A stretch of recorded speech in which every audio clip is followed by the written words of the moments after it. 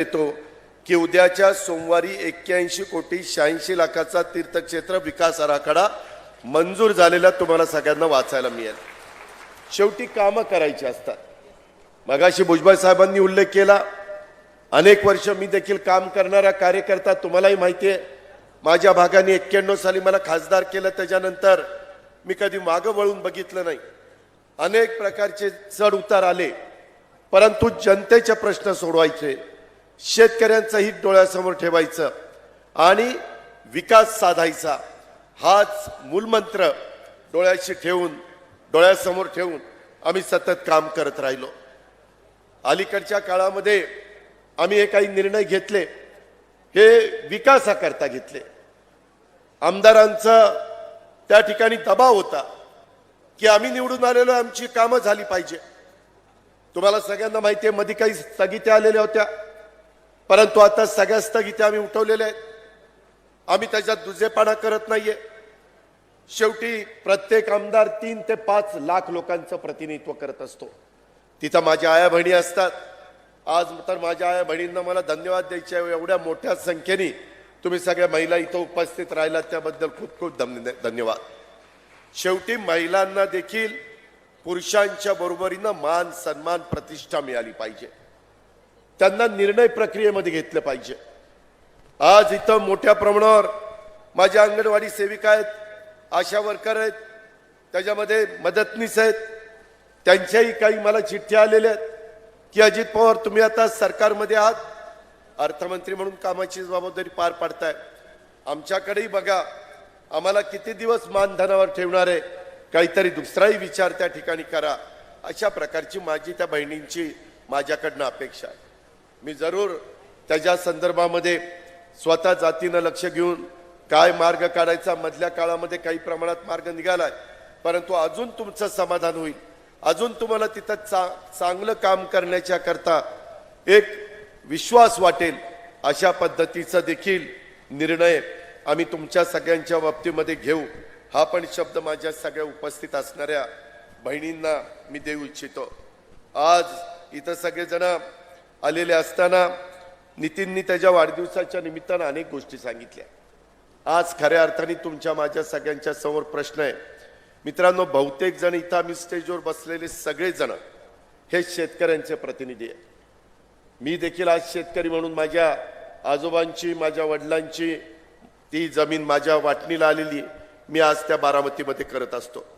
आणि त्याच्यामुळं काय कांद्याची परिस्थिती आहे, काय टोमॅटोची परिस्थिती आहे, काय त्या ठिकाणी इथल्या जिल्हा बँकेची परिस्थिती आहे, पिकांचे दराची काय परिस्थिती आहे, पावसाने ओढ दिल्यानंतर आज माझा शेतकरी कशा पद्धतीने हतबल झालेला आहे, धरणांची परिस्थिती काय आहे, पीक विम्याचे पैसे माझ्या शेतकऱ्यांना मिळतात का नाही।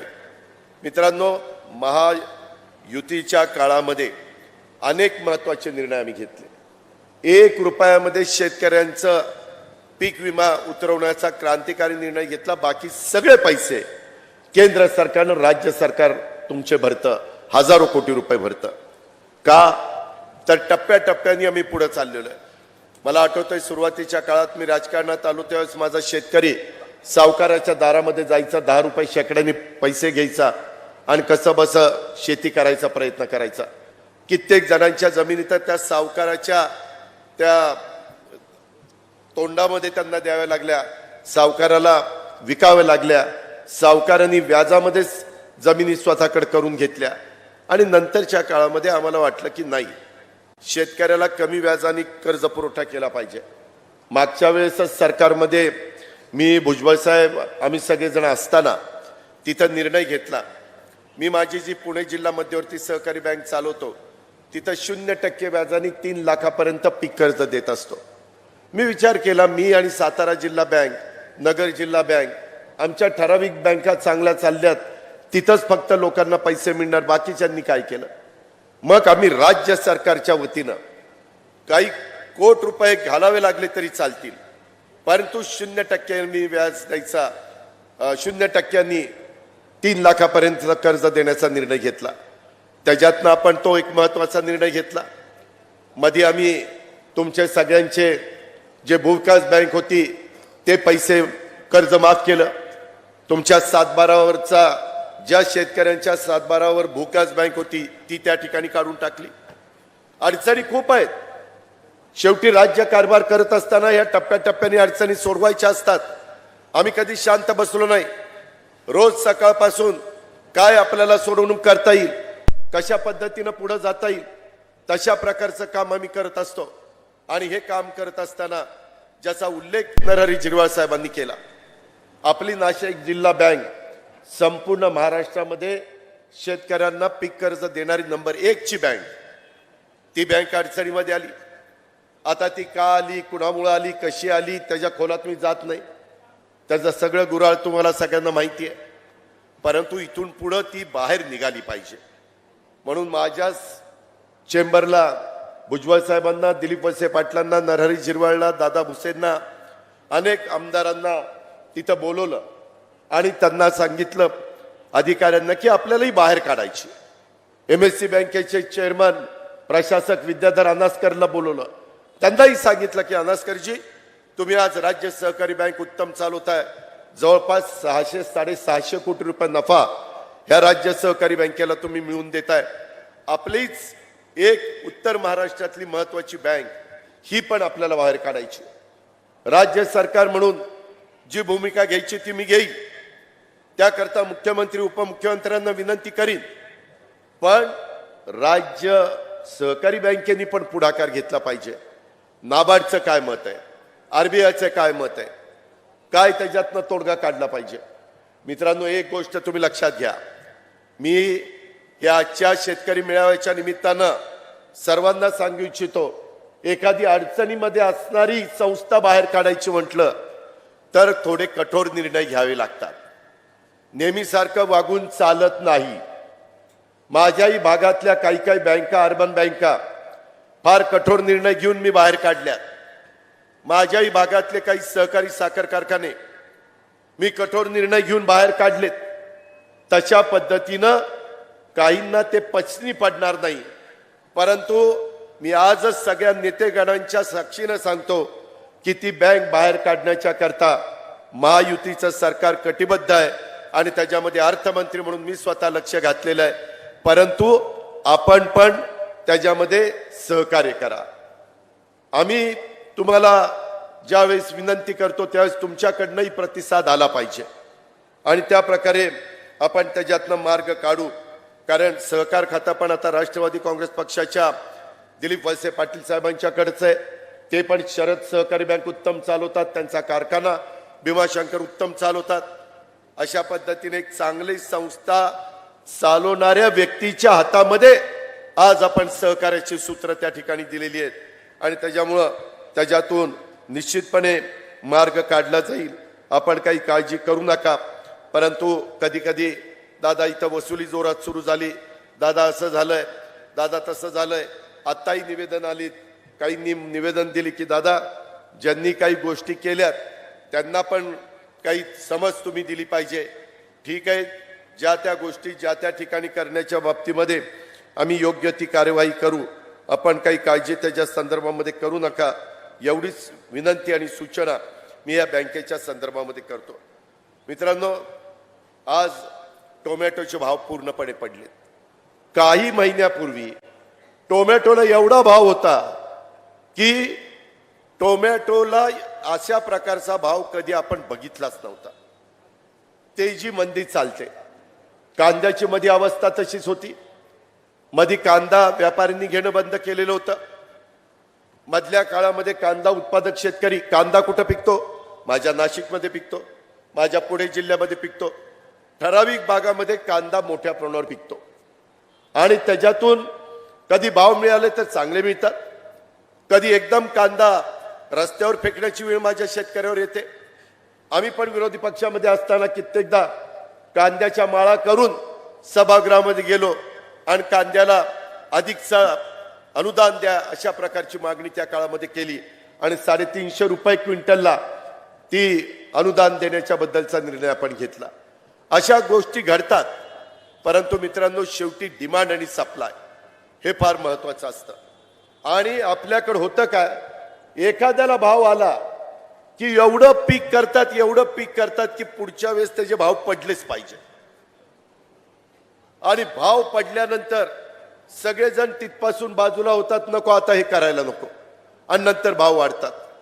हे जे काही ग्राहक आणि उत्पादक ह्याचा जो ताळमेळ आहे, कांद्याच्या बद्दलचा निर्णय झाल्या पियुष गोयल साहेबांना आम्ही सह्याद्रीला बोलून घेतलं, त्यांच्याबरोबर बैठक घेतली. कृषी मंत्री होते, पणन मंत्री होते, आम्ही सगळेजण होतो आणि त्याच्यातून काय मार्ग काढता येईल, त्याच्या संदर्भात एक्सपोर्टच्या बद्दल काय निर्णय घेता येईल, त्याच्यामध्ये जो काही तुम्ही टॅक्स लावलेला आहे तो टॅक्स त्या ठिकाणी काढून टाकला पाहिजे. कारण शेतकऱ्यांना ज्यावेळेस 2 पैसे मिळतात त्यावेळेस थोडंसं सबुरीनं घेण्याची गरज आहे. या प्रकारची भूमिका आम्ही सगळ्यांनी मांडली. ते म्हणले आत्ता माझ्याबरोबर अधिकारी नाहीत, 2 दिवसांनी तुम्ही पणन मंत्री आणि कृषी मंत्र्यांना दिल्लीला पाठवा, मी तिथं बैठक घेऊन त्याच्यातनं काय मार्ग काढायचा तो काढतो.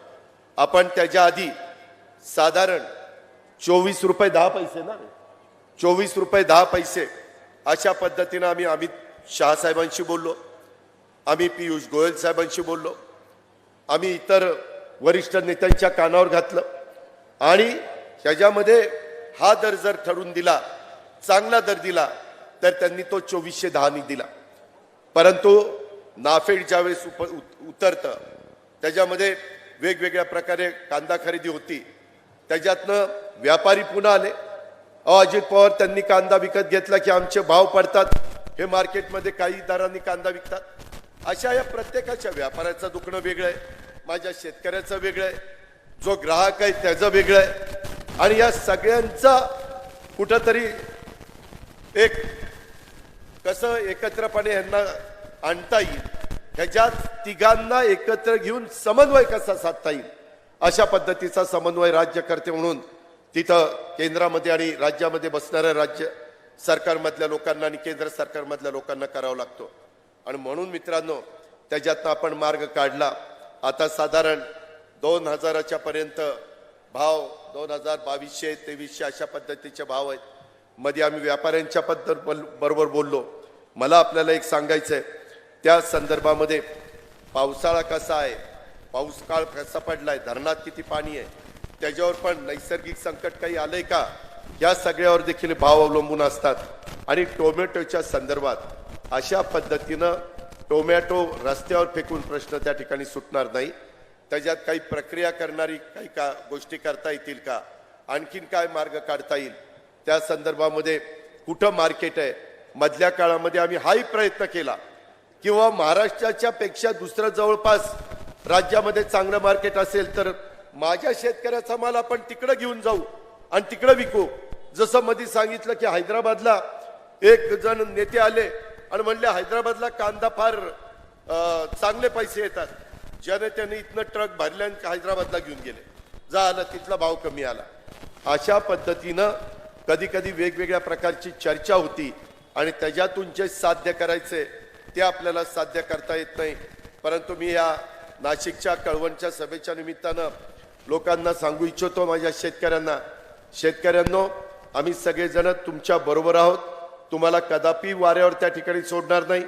जे जे राज्य सरकारला त्या बाबतीमध्ये निर्णय घ्यावे लागतील ते निर्णय एकनाथराव शिंदे आणि देवेंद्र फडणवीसांना आम्ही मिळून घेऊ. आणि जिथं केंद्रामध्ये नरेंद्र मोदी साहेब, अमित शहा साहेबांच्याकडं, पियुष गोयल साहेबांच्याकडे जाऊन तिथं पाठपुरावा करावा लागेल, तो देखील पाठपुरावा करण्याच्या करता आम्ही शेतकऱ्यांचे प्रतिनिधी कुठं कमी पडणार नाही, हा विश्वास देखील मी आपल्या सर्व सहकाऱ्यांना आजच्या सभेच्या निमित्तानं मी देऊ इच्छितो.